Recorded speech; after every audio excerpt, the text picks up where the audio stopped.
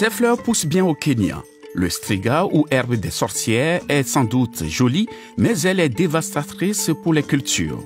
Elle prospère sur les sols secs et constitue une menace sérieuse pour les récoltes, comme l'explique l'agronome Dorcas Kembwa.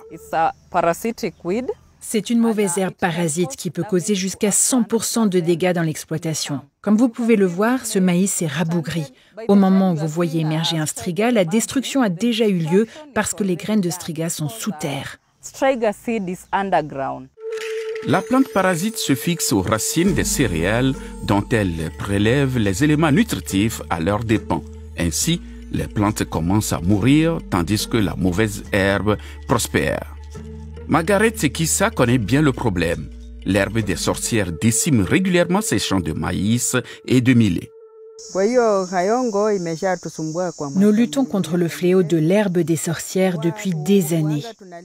Nous semons des plantes, mais les rendements ne sont pas bons.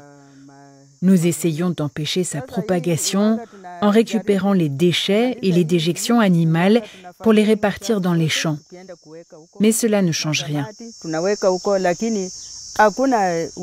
La saison dernière, j'ai planté un demi-hectare, mais je n'ai récolté qu'un sac de maïs. Ça ne m'en laisse même pas assez pour replanter les semences. Mais des scientifiques américains et kenyans ont trouvé un champignon qui tue le parasite. Il est d'une efficacité redoutable, même en très petite quantité, telle une pointe de cure-dent. Cette découverte a donné lieu à Topic Project, le projet cure-dent. Dorcas Kembwa gère ce projet. Son équipe de scientifiques produit de champignons qui tuent le striga. Actuellement, nous faisons des recherches sur le biocontrôle du striga à l'aide du Fusarium oxysporum. Ce champignon a été isolé à partir d'une graine de striga flétrie, puis cultivé pour donner la solution de biocontrôle, connue sous le nom de Kishawi-Kill. Dans ce laboratoire, nous faisons proliférer le champignon pour qu'il atteigne un volume pouvant servir aux agriculteurs à grande échelle. Ces 5 dernières années, Kembwa s'est rendu dans des villages de l'ouest du Kenya pour présenter le produit aux agriculteurs. Le traitement d'une superficie de demi-hectare coûte environ 30 €.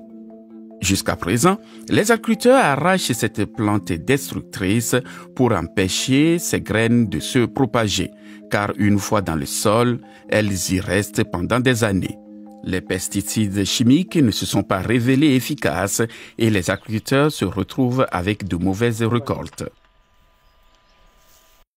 Il y a l'effet du changement climatique.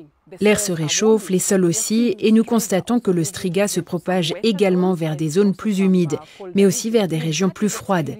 Si cela se produit dans nos régions à forte production, cela aggravera l'insécurité alimentaire. Le Kenya n'est pas le seul pays à avoir un problème lié au striga. Selon les Nations Unies, 14 pays africains sont infectés par cette mauvaise herbe. Le projet joue donc un rôle d'autant plus important. Si ces résultats sont positifs, il pourrait être introduit dans d'autres pays également. Le Kishawi-Kill que nous pouvons produire dans notre laboratoire ne suffit pas pour les agriculteurs des 7 comtés dans lesquels nous opérons. C'est pourquoi nous faisons appel à des producteurs d'inoculum dans les villages qui peuvent nous aider à préparer le produit final.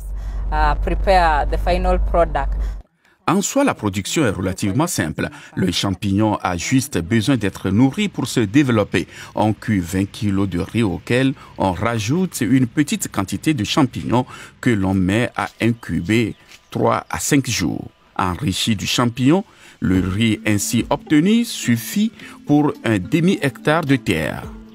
Les chercheurs ont constaté que les agriculteurs doivent traiter leurs champs pendant 2 ans, l'équivalent de 4 semis.